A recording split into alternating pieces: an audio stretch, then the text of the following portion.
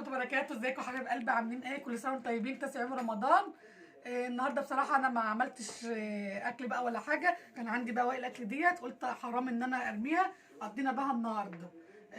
بقيت الاكل الكوسه، الرز بطبق بسله جميل خالص اهوت. طب انا بس يا دوب عملت الملوخيه، وعندكم طبق برضو رز وفته برضو. وقلنا برضو بس احنا اتعودنا ان احنا نطلع معاكم على طول، فانا قلت والله لازم ما يعدي يوم الا لما نطلع نتكلم معاكم، بتوحشونا. كل سنه وانتم طيبين. طبعا يا جماعه ام احمد كانت عايزه تعمل اكل، بس انا قلت لها لا، ده النهارده الجمعه اجازه، مفيش اكل بيتعمل ولا انتوا فاهمين يعني. قالت لي لا يا عم بيتعمل، قلت لها لا، هو فعلا في اكل بيتعمل يوم الجمعه يا جماعه؟